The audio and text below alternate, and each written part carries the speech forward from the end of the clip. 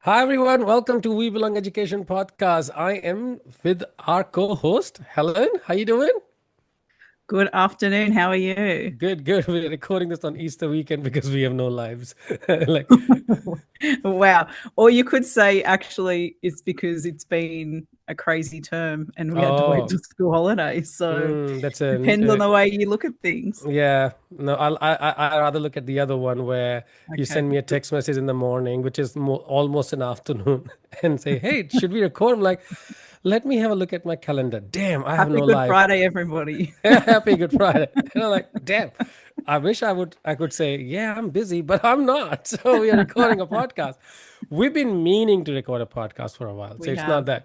that there had been some cancellations. So we knew that, Mhm. okay, this particular weekend, we are definitely not doing much. So Mhm.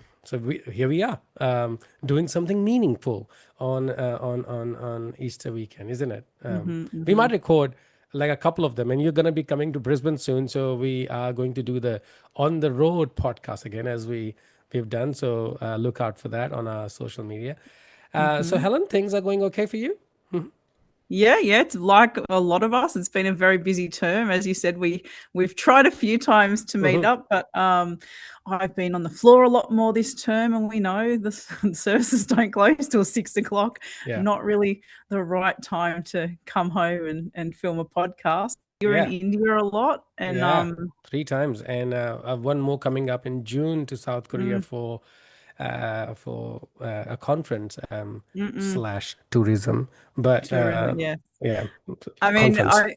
I've been speaking to a lot of people, a lot of our friends in the sector, and I think a lot of people are feeling like it's been a really crazy term. Why? Hmm. I don't know Yeah, if yeah. it's I don't know if we can blame the moons. It's just it's actually our normal day to day, but it has felt a bit crazy. Yeah, well, we really like to be a victim of something else, isn't it? So, okay, the topic that you and I had been meaning Hmm. to record for a while, and Hmm. now we are here, and it's kind of coming from this victim role I just mentioned earlier, is about things we say, but they Hmm. don't make sense to me at least anymore. I mean, they did not make sense to me when I was a child, and I grew up saying those things, but I still am not convinced. So I have stopped talking about those things, or I've stopped saying those things, more like a sloganish thing. Yeah. Before we click record, we've talked about a couple of them. But yeah, Yeah. Helen, do you want to say something? Yeah. It's those things that live rent free in our brain that sometimes we open our mouth and they just come out. And Yeah. I think we've talked about it before. Of sometimes we don't stop and think, "Hey, why did I say that?" Hmm. So let's just so we can set the scene and everyone can get on the same page as us, because we may have people in their cars right now saying, what are they talking about? Hmm. Let's just go through and take some See a turns few. on Yeah. volleying a few that you're kind of or that we're both kind of referring to. Yeah. Hmm. um I'll go first with because I said so. Because I said so. Yeah, that is a Hmm. good one. That's a good one. Growing up, that always inspired me to love my parents more. Hmm. Because I said so. I think because I said so, do as you are told. They are very Do a bit close together. because And we love doing that, what we're told. yeah, exactly. And I think like we say these things, but because this podcast is all about critical thinking, Mm-mm. I want to know where or why that actually happened is, and why did it even come Hmm. to our existence? Like because I said so, or do Hmm. as you're told. And I have a reflection on it, but I want to know yours. I don't know you want to say something about it, but Well, I think the one you said, our favorite one that we hear a lot in education and care is sharing is caring. yeah, sharing is caring. Do as you're told, because I said so. So I'm gonna go back to do Hmm. as you're told because I said so, and I want to Hmm. build depth in it so we can, instead of saying don't say this anymore, let's build depth in it and say if it creates purpose. I mean, if it still Hmm. serves a purpose, do it. But if there, that's what I mean by critical thinking. Let's create depth in that very slogan because you said it. So I'm gonna work on it. Okay. Okay. So you said because I said so, or do as you told. I think that that thing comes from a fundamental belief. I guess if you keep thinking about it, Mm-hmm. because I've been thinking about it, therefore I'm onto Mm-hmm. it at the moment, and I might have to create more depth or reflect a bit more on it soon. But I think it comes from this fundamental belief in society that children should be seen, not heard, which is another slogan. Mm-hmm. Yeah. Let me add another one that I think falls into this as well. Mm. When we're up the front of a group of children, we say, "I'm waiting." I'm waiting. Okay, because there is a nuance. There you go. I am waiting for you to be quiet so I can speak, because But then, if we want to just, I suppose, as you start unpacking these things, um, as a child, yes, so you're waiting. yeah, Okay, good on you. great. Yeah, I'm good. busy right now. yeah, yeah. But Keep that, waiting. I think the reason I'm bringing up that one is that assumption we have that when we Mm, use that particular line, it gets an action. So if I am an educator, a teacher, if I stand up the front of a group of children and I say I'm waiting, I expect that then that promotes mm. children to stop and listen to me. Yeah. So there's a fund. Okay. So I'm thinking, I'm going to the fundamental belief that children Mm-hmm, should be seen, not heard. How it shows up mm-hmm. in our life is I told you, I said so, or listen to me, or as you said, I'm waiting.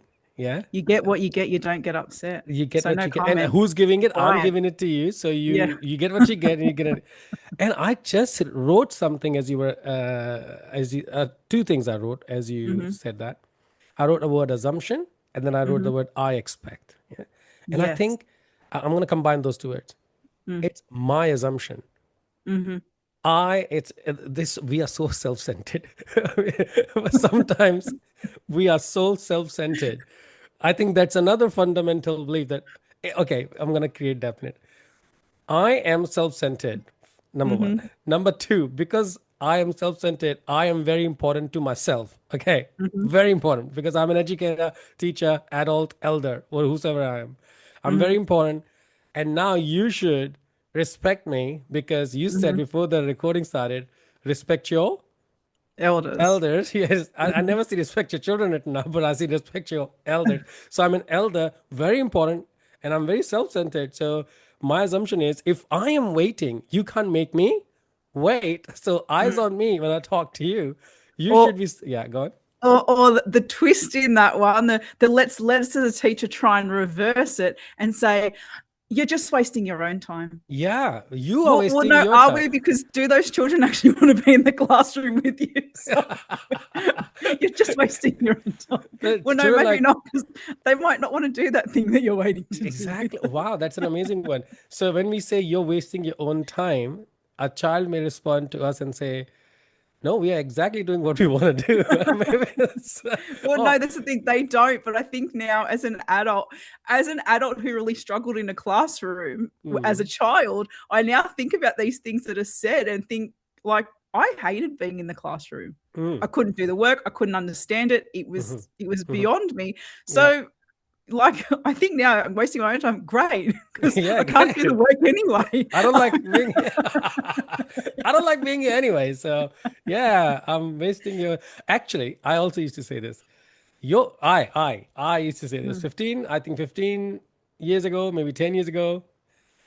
You're wasting your own time because I'm getting paid for this. You're wasting your own Yes, time. I So get paid whether you do the work or not. wow. So I think the fundamental thing in this, I mean, if we keep keep peeling the layers of this onion and Hmm. find out where are these things coming from, and I Hmm. think we give a lot of importance to ourselves. That's it. We give a lot of importance to ourselves. So when we are speaking, you should be listening. Hmm. And if you're not listening, you're wasting your own time because I'm getting paid, so I'm done. And the nuances and how it shows up, you said a few, I said a few, like correct, add on to it. Okay. So, Helen, I'm going to say three or four, and then please add on if Hmm. you feel which one is connected to this very belief. I Hmm. could be wrong, I could be way off, but I think we give a lot of importance to ourselves as an. So, respect your elder because I'm an elder. Okay. In this Hmm. case. Yeah. Eyes on me when I'm talking to you because I'm very important. Yeah. Hmm. Eyes on you. You're wasting your own time. Yeah. Do as you're Hmm. told. because I said so, because I'm Hmm. I'm very important, and you get what you get. You don't get upset. So Hmm. there are six things I just said, and I don't remember those six things right now because I just said it off my head, top of my head, and Oh, sorry, I I should have had my pen ready and written yeah. them down. Well, I have a pen ready. See how important I am, Helen. I have my pen. Well, I have a pen, I just didn't write it. So, assumption. I expect assumption. I am important.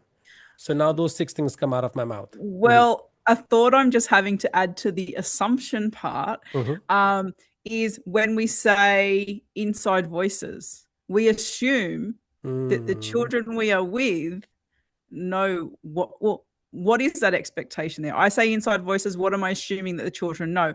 We know as adults with inside voices means quieter voices, but also why are we assuming that, and also why?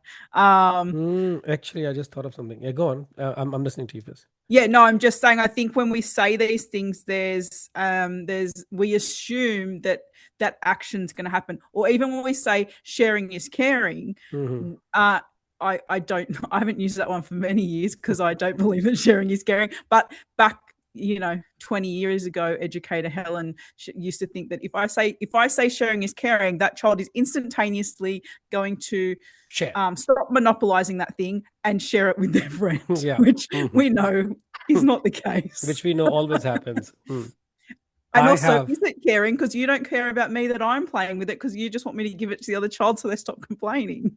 my whole But childhood. and then that's I think the assumption I had as an educator was if I say this line, like this is the expectation of what's going to happen, Mm.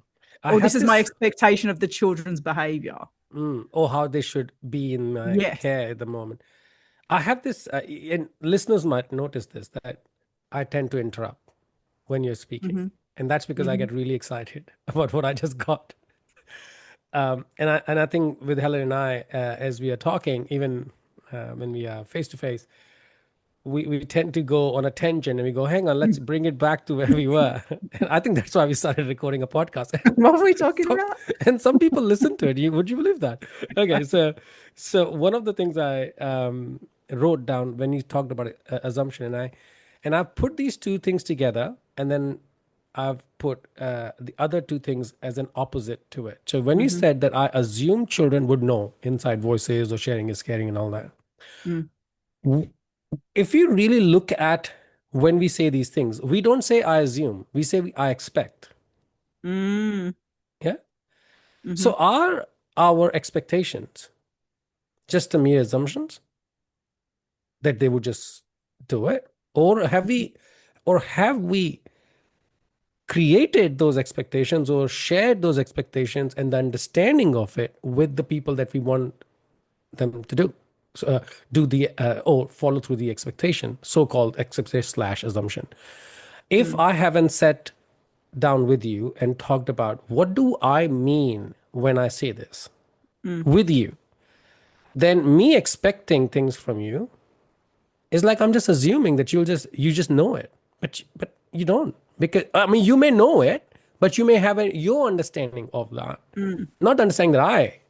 So if we Well, haven't created the expectation with the audience or the listener in this case, can mm. we actually call it an expectation or it's just an assumption? Well, if we want to go a little bit further, Mm, do we? Yes, there is an expectation there, but you talk about create an expectation, mm, but can you create an expectation or can you have an expectation? Should you have an expectation if you haven't done the work, you haven't got a relationship, you mm, haven't got a connection to be able to have that expectation? mm, I know an example I've got is this term I've been working in a new service which I hadn't worked in before. mm, So I had no relationships there. mm, As an educator, is it okay for me to walk into a room and just automatically expect, without having done any work, that you will mm, listen to me because I'm an adult? mm, mm, mm, mm. In the Because I name said of life so. skills. Because this is what I said, or this is or Mm. just because. I drew a line before, like a line right under these four words that I wrote: expectation slash assumption. And Mm-hmm. on the other side, I wrote agreements and understanding. As in, if I've Mm-hmm. created agreement with you, then I can expect things from you because now Mm-hmm. you and I did made it together, kind of thing. Yeah. And when you talk about relationship, look, I do believe that there are some inherent expectations. I walk Mm. into a room and I expect that you would not run with a knife towards me. I have some basic, no, I Yeah. shouldn't say the word basic. Basic for me could not be basic for you, right? So there are some expectations which I understand we want to have, Mm-hmm. but the conversation is, okay, if we were to write all our expectations and really look at it as a narrative, as a rhetoric, you write Yeah. those expectations. And I think you don't even have to go very far. You have all written down expectations somewhere on the board, somewhere Mm-hmm. on the whiteboard, or hanging in your education setting.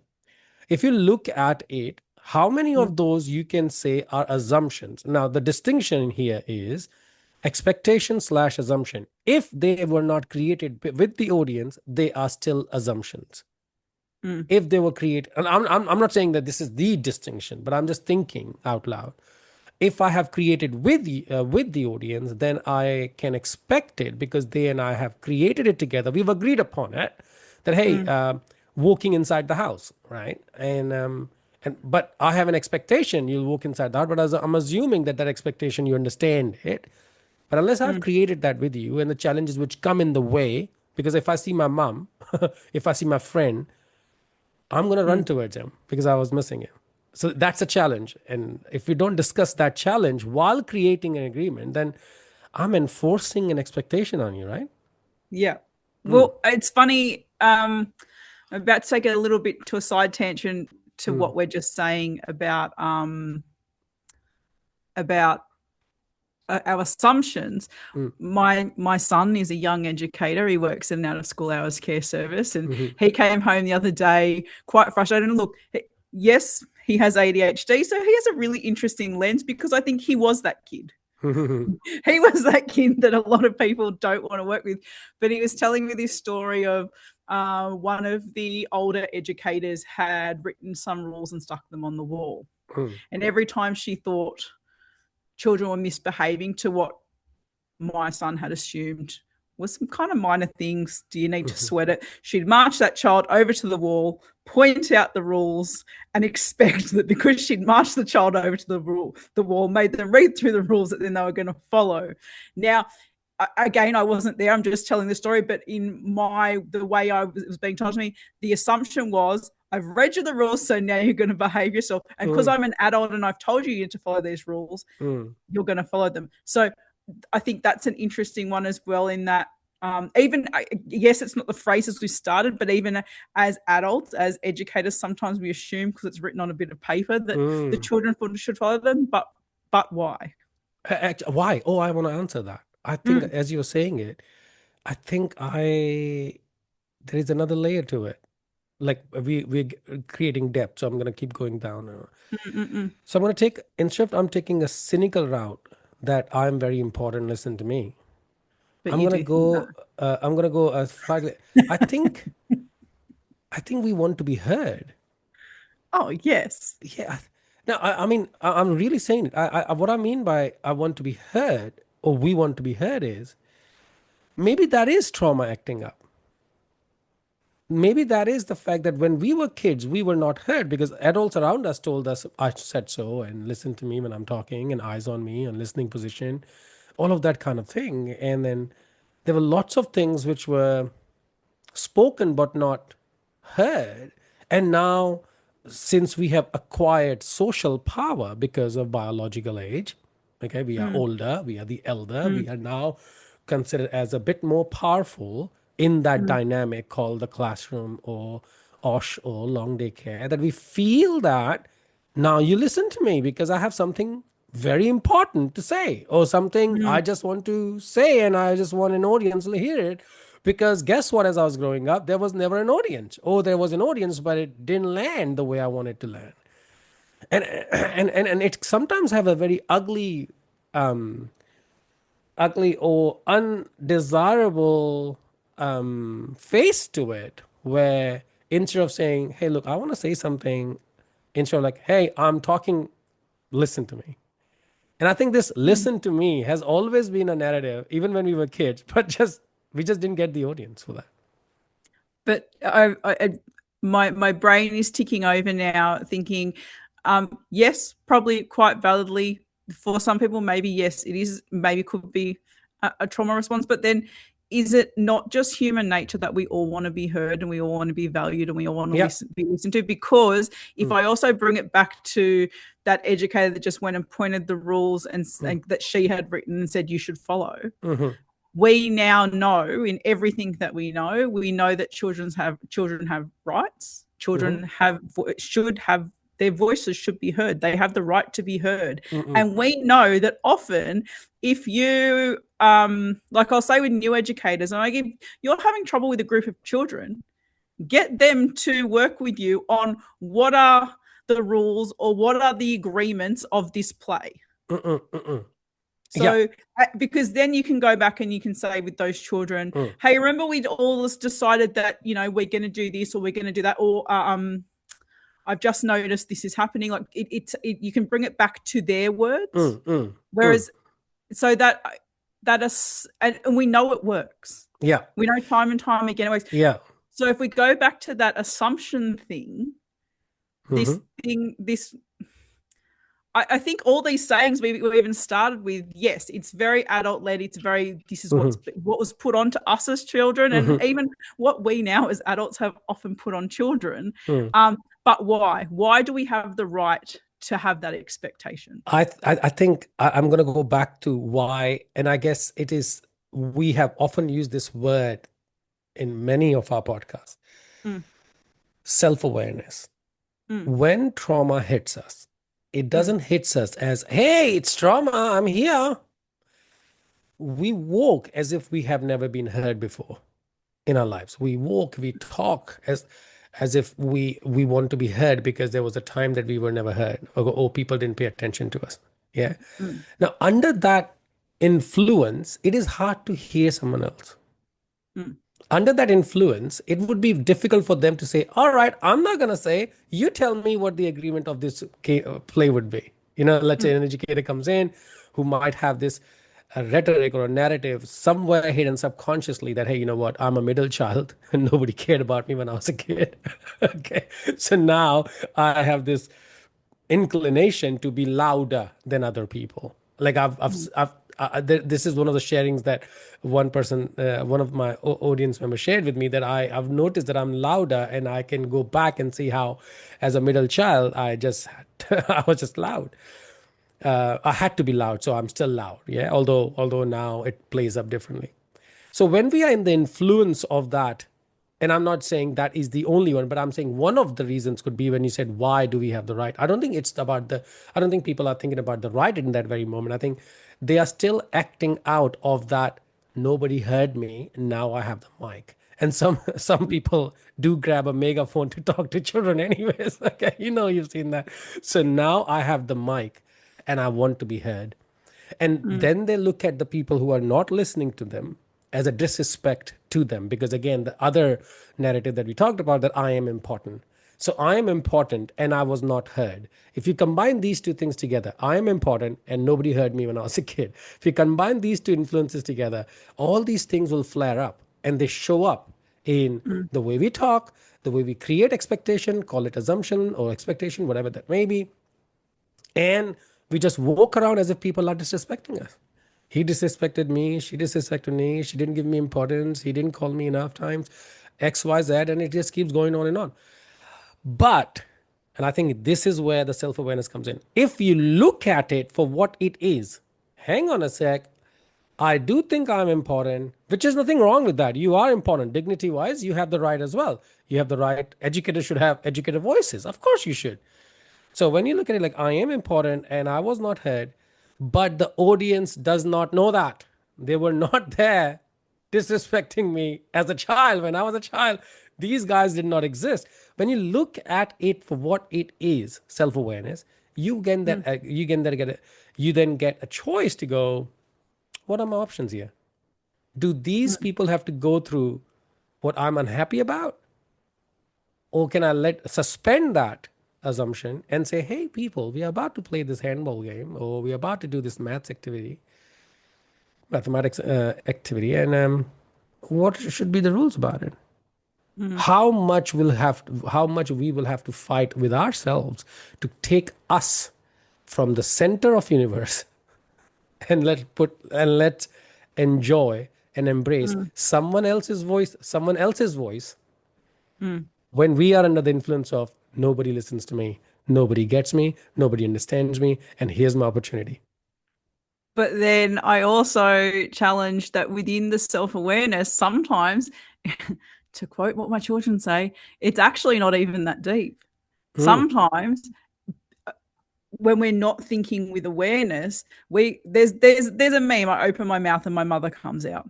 Okay, We yes, yes. just we Yeah. just say we say things because that's what was said to us. And so Yeah. I think within that awareness and which, as educators, we have to critically reflect. And I think sometimes if we critically reflect on why do I say what I say, and because I've done it a lot through my, I've caught myself sometimes mid sentence. I don't actually believe this. Why am I saying it? I think when you start thinking, why am I saying this? And because you're a product of your environment, we Yeah. often say, I mean, do we go this deep? But sometimes children that grow up in a house and they are hearing a lot of racism, Mm. it's not till maybe they start, going to high school, or they start, or they even move out of home, that they start breaking those cycles of thinking that they were brought up with.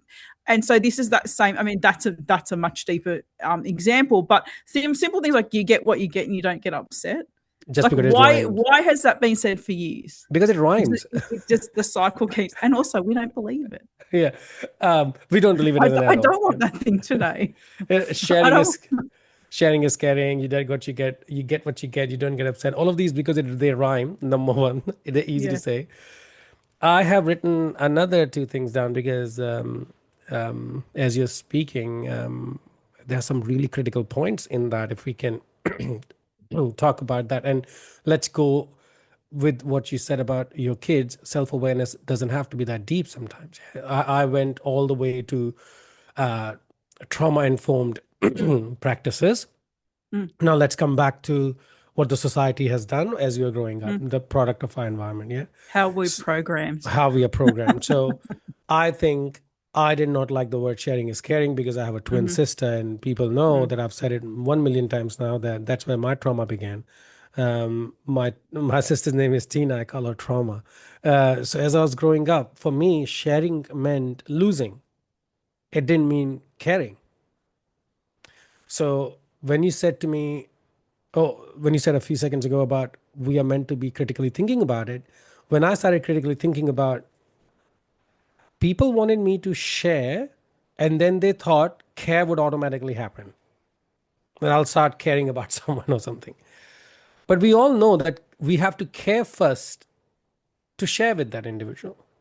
Like if I care about you, I would share things with you. Why would I let you be hungry? Yeah. But then if you flip that script slightly, we say sharing is caring. Caring is sharing. Caring is sharing Sharing is is caring. caring. Uh, my brain just had a blip then. That's great, and that's really caring for that other child. Mhm. But adult who's telling me to share as a child, are you caring for me? That's You're telling me to exact. give up the thing I've got. Do you Yeah. care about me? So maybe it's not caring. And also, we know as educators, caring is sharing till you do your first year working with children. You've got have four flus in the first winter. Mm-mm. Sharing those Shame. germs is definitely not Not caring. caring. What you just said is what I was going for, the nuances. Mm, As a mm. child, we were not heard. I had a toy. I had to share the toy with someone. Are you caring? Are you hearing me that I'm playing with this toy and you want me to now share it with someone because apparently that's a care by your standards? Yeah. Mm. That's what I mean by how many things happen in our childhood when we just didn't feel heard. You know what I'm saying? So again, I go back with this caring example. When I was critically reflecting, other than the fact that I wasn't heard, the other reflection, societal reflection, was that society thinks that just share it because we always had lack of resources. So just share it. It makes my job easier. Instead of enticing care, because we know if we care, we would share. Yeah? And then I started thinking, how would I entice care in someone? And then, as you said earlier, relationship and relationship and connection.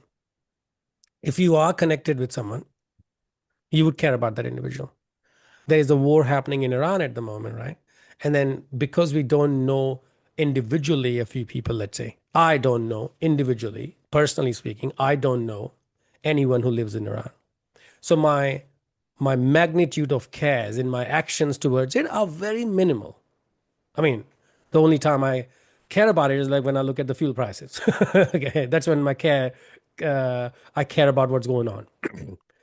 But if I had someone who lives there and I was connected with that individual and I had a relationship with that individual, I would have cared. I would have taken in account of when is the next flight coming back from Fly Emirates to from Dubai to Brisbane. When is it landing? X, Y, Z. I would have done a lot of things. So the relationship I drew, it was connection, as you were speaking. Connection leads to care. Care automatically leads to sharing. Because if I care about someone, I'll share. But we don't talk about that. We don't write that. We don't say, hey, let's work on how to incorporate caring in our environment. Sharing would automatically follow. And not to mention that when we put our assumptions on children, of course, they're going to feel you did not listen to me again. So that's what I mean by traditionally, my brain, like what I'm saying, traditionally speaking, there's so many slogans we say, but we haven't critically thought through them. And we talked about that in our philosophy. Many of our philosophies are not thought through. So sharing is caring is one of them. What did you say? The other one was respect your elders is another one. I've got one I'm thinking of right now. That I know I heard a lot in my childhood was tough luck.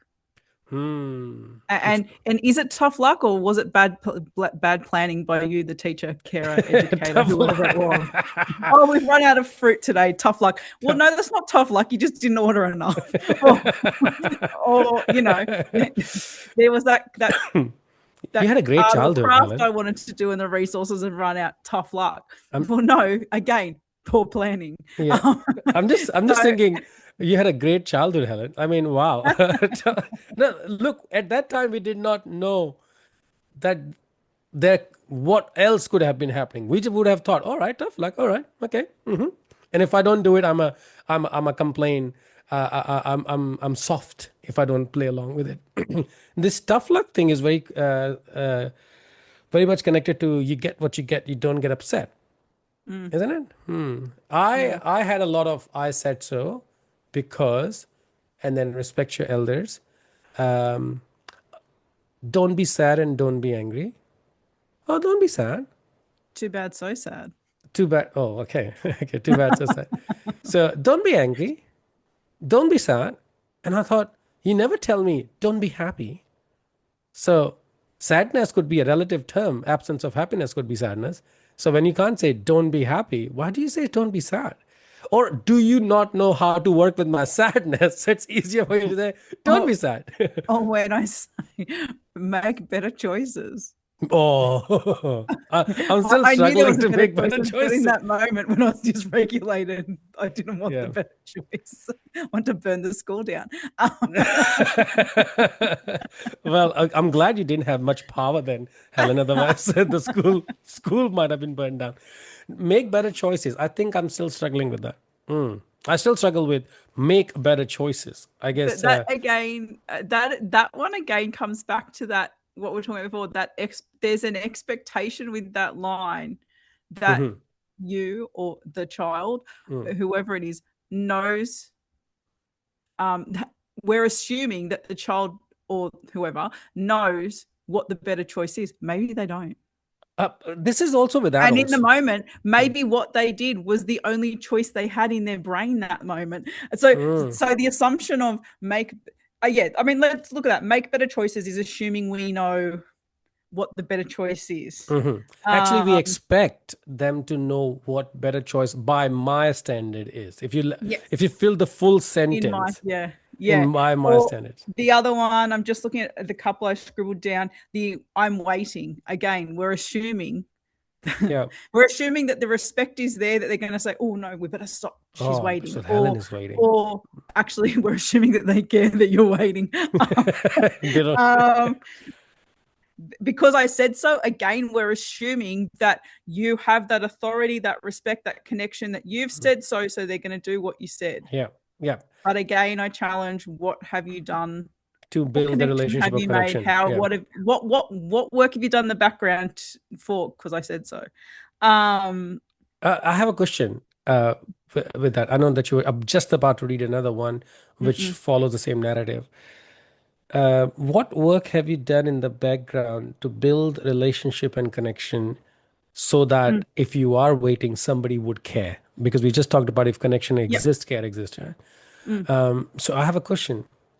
When you say what work have you done in the background to build connection, mm, but under the influence of nobody heard me when I was a child mm, and identity, we've mm, talked about identity in the past. Actually, it was our first episode mm, where we talked about how identity affects behaviors or our mm, actions.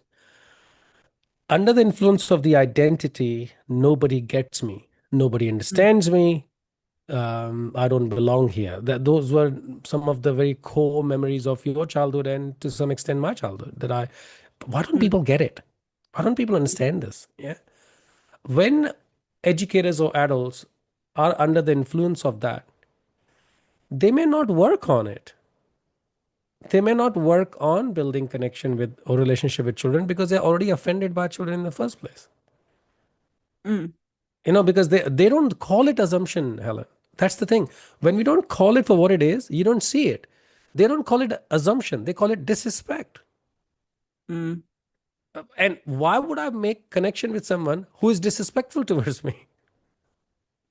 Why mm, would I make in the background what work have you done? If you ask that question to someone, like, I'm not gonna do any work for Jackson because Jackson said this to me yesterday.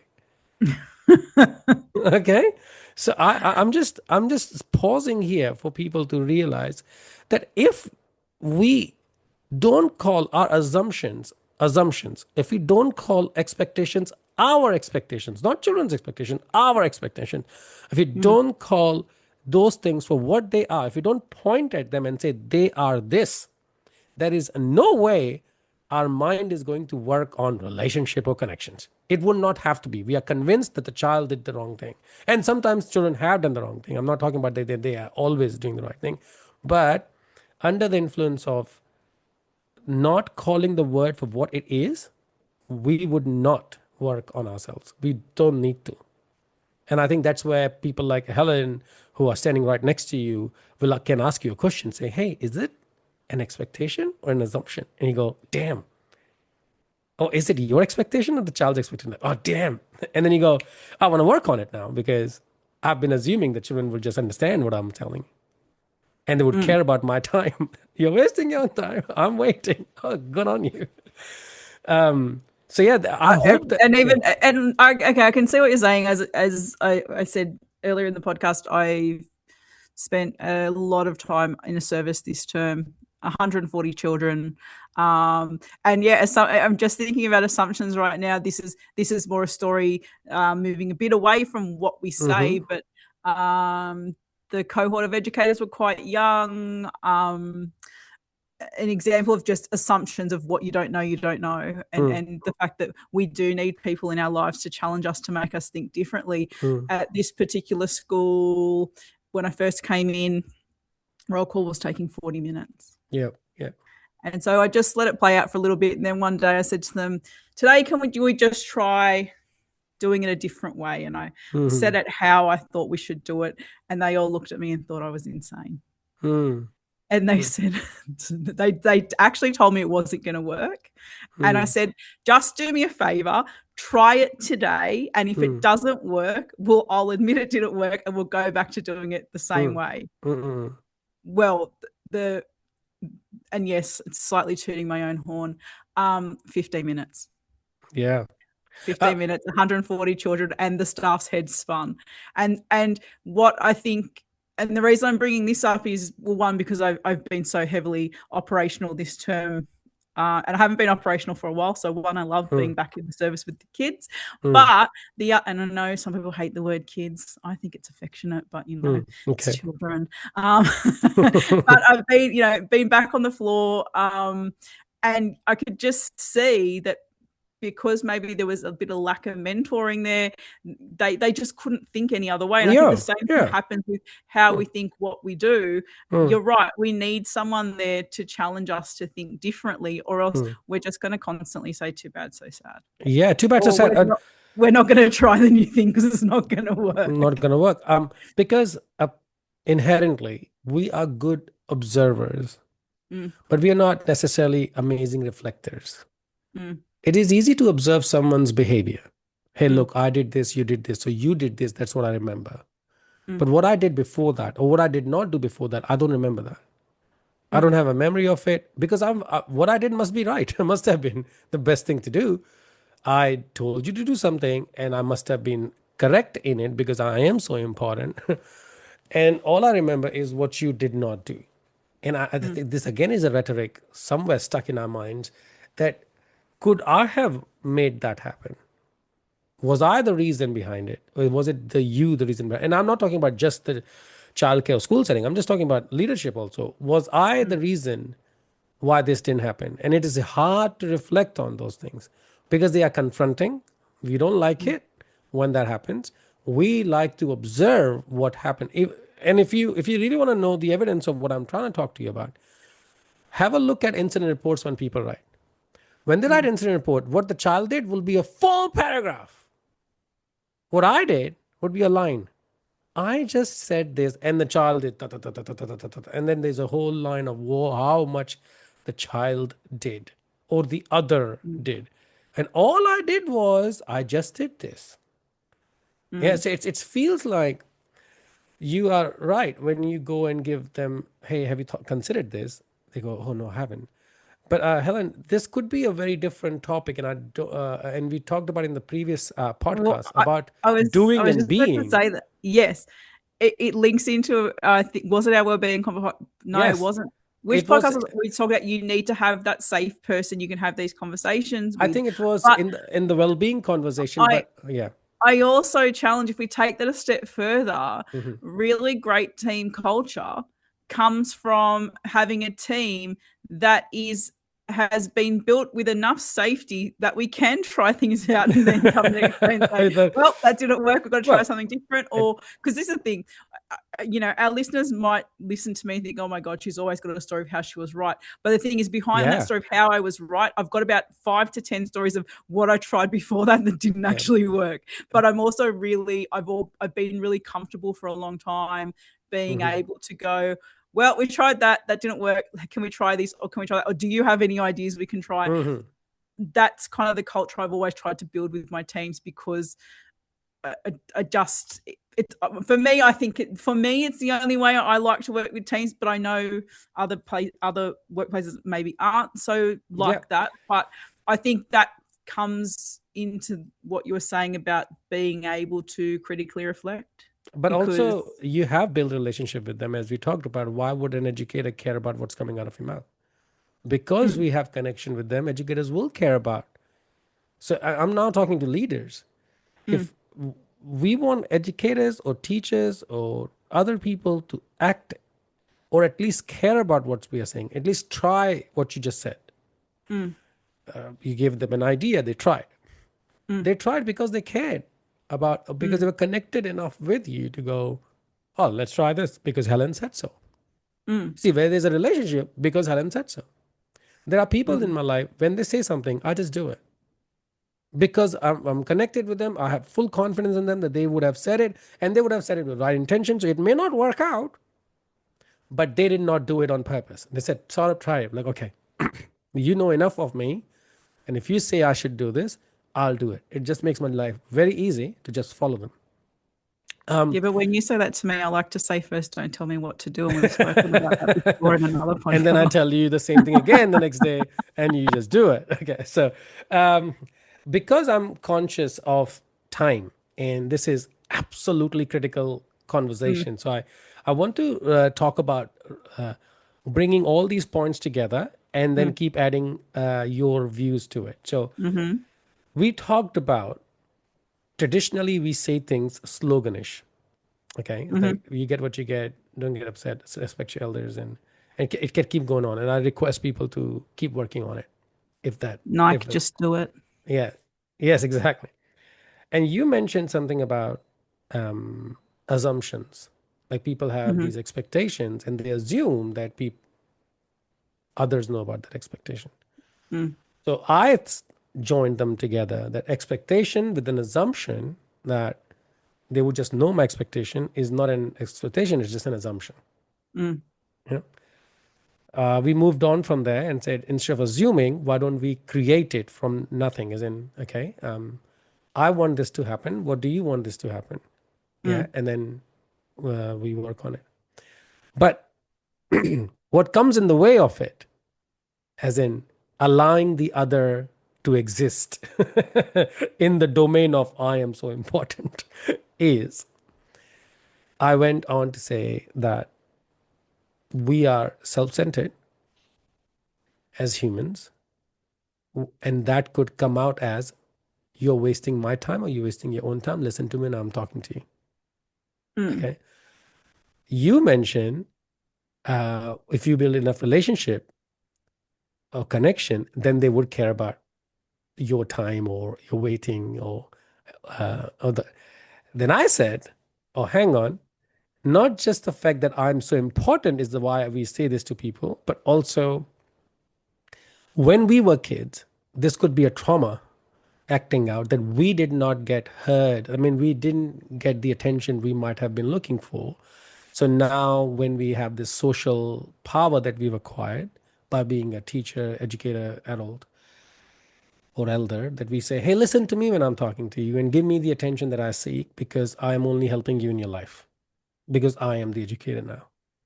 So, um, so instead of you mentioned that we say these things because that's what we grew up hearing, sharing is caring and all that. And I said we say these things because we have we were not heard when we were kids, and now we want people to hear us. Your reflection on it, how does that sound? Because there's one more point I want to cover. Um, okay, so one thing that's standing out there is when you said that my thought of when you create the connection, the children care Mhm. for, and then they won't want to waste your time. No, that's not correct. Hmm. I think if I've created a connection and I've done some thought, I'm not going to say I'm waiting. Hmm. You won't even say that. Yeah. Well, I think I don't know. My biggest point in all of this is I think yes, I've said it before in many other podcasts. Yes, 20 years ago, Helen did just start with I'm waiting, I'm uh, showing the foot clock. tapping on the floor. You're wasting your own time. I'm being Hmm. paid anyway. All of Hmm. those ones. And the expectation that the respect will automatically be there. Yeah. I think the more that I suppose, done work on myself and reflected with myself, the more I've seen one, why do I say, why am I even saying that? Hmm. But two, um, I think, I, I think as adults, you're right, we, we, we do think we're very important, but also yes, but also I'm not discounting the fact that we all really need to feel valued. I'm not Yeah. discounting that, Hmm. but I think the more I just create relationships with children, the more I'm like, why do I want to enforce my will on them? Hmm. Like, and I say this as someone that's just had a whole term with with a child, supporting a child with additional needs, who was really tricky, and some days I did cry and some days it was hard. I'm not saying it's easy, but Yeah. I'm constantly thinking about, is my will real? My will is not the most important thing. Yeah. Yeah. Yeah. Do Yeah. I That's very need to important. win? Do I need to win today? So here's my um question to that person mm, whose will is not the only thing out there. Which sort of person thinks that way, Helen? That is my will the most important will here? Which sort of person well, thinks that? this is the thing, right? We're talking about awareness, and Hmm. for some people, they might not even understand that what is happening and the way they're interacting is Mm. because of their thoughts around their own will. Okay. Because as you said before, I think you said before, so correct me if I'm wrong, that you have to be willing to do the work, Hmm. or you have to have the understanding, or you have to have the awareness to be able to do the work. If you don't have the awareness, you can't do the work. So this is that thing. I mean, I go back to that educator at my son's service. I am sure, and she's not bad intention. I'm not saying she is, but Mm. I'm sure she thinks that the way she turns up and the way she interacts with those children Mm. is is a perfectly fine way to care for those children. Mm. Yeah, but I she's convinced by challenge. that. Yes. I Mm. If I can get to that site, I would challenge: Mm. is this necessary? Yeah. So And I'm we know hearing. sorry, I just want to say also, because I know a lot of times when I speak, people think that I'm the way I speak, that I just think children should be free to run amok and do whatever they want. Mm. It's not. But I just, the more and you talk about it in your training, I talk about it when I do training, the more connection you create with children, the easier your job gets. Yeah. I'm not saying it's easy every day. And yes, we have hard days, and Mm. sometimes we go home and think, why did we do this? But I challenge, for the most part, the more you create connections, the easier it is, because deeply, you have a better understanding of that child, what they need, the why behind what they're Mhm. doing. So I'm going back to that question. What sort of person would work on herself and would say, my willingness or my will is not the only will? And I heard a few things, and one of them is a person who has worked on herself. Yes?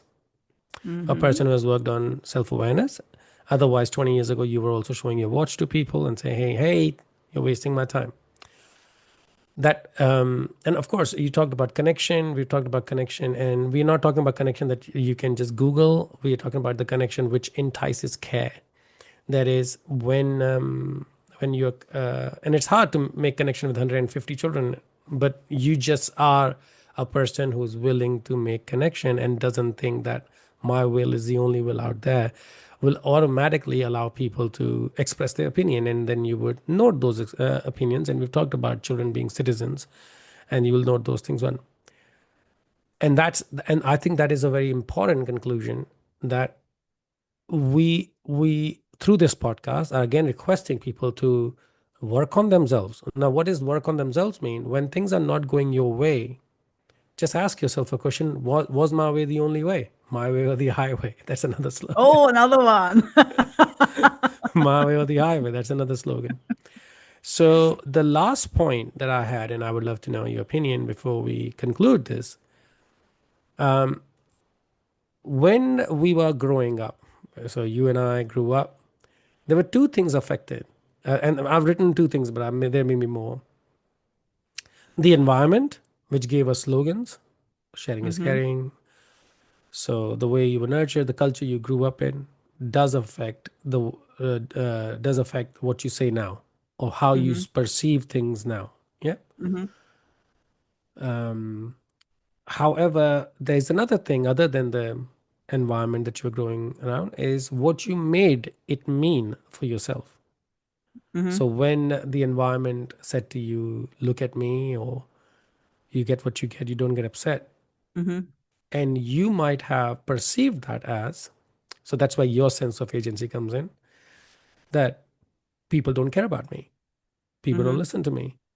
So there are two factors here: the environment, but also yourself. Mm-hmm. So when we grow up, today, Helen is talking about work on yourself, and the environment will shift. And that is what my conclusion is, that we can't we can't go back to the past and change everybody who was a part of the environment, the teachers that we worked with, the parents that we worked with, our neighbors, or other people. But we can definitely work on ourselves. The second factor: what did I make it mean? Mm-hmm. Is my past, or do I look at my past and walk around as a wounded person, as a someone who was unheard, unappreciated, didn't get the value that I deserved? My dignity was compromised many times, And now I have this power, but I haven't worked on myself, so I keep ending imposing my power to other. Or do I look at my past and say, if that happened to me, I wouldn't, the trauma stops with me. It Mm. stops right here with me. I'm going to work on myself because I'm not going to be projecting those things which happened with me to others. If sharing and caring doesn't work for me, didn't work for me, it would never come out of my mouth. I'm going to work on it. So I can't change the environment, the second factor, but I can always work on myself. And I think that is why we keep recording these podcasts where we want to just talk to people and say, it's not that others are that you're not important, and it's not that you are bad or a wrong person, as you just said that she's not doing anything wrong, the staff member. It's just that we are not aware enough as where these things are coming from or critical of what comes out of our mouth. What do you think, Helen? I think that's a really great way to finish up. And Perfect. I just want to end with one more, which is end of discussion. End of end of discussion. We Stop. the stop. Um I want to thank people who follow us on social media and on you email us also with your feedback. When you listen to these podcasts, do let us know what your thoughts are, what you want to hear more. We are trying things out in this one. We like to say what we think, and as Helen been is been on the floor for a long for throughout this term, and I am very honored and privileged to very lucky to visit so many services and be on the floor with children and educators. So when we talk about these things, they are filled with reflections, and we talk a lot about, or we try to talk a lot about critical reflections in that. So to hear this podcast is not easy. So thanks for doing this because it is making I hope that we make you think, and that's all our intention is. Thank you for listening to us. Thank you, Helen, for making my weekend eventful. Friday of a long weekend. And you all do matter. Your voice does matter. We just might have to work on how do we now communicate our voices. Thank you very much for listening to us. Look after yourself and the people you love. Goodbye from We Belong Education. Goodbye, Helen. And just because we know my sense of humor, I can't leave off with one last one. Please You can you can take our podcast or you can leave it. take it or leave it. Please take it. Goodbye, everyone. Have a wonderful, wonderful day. Thank you. See you later.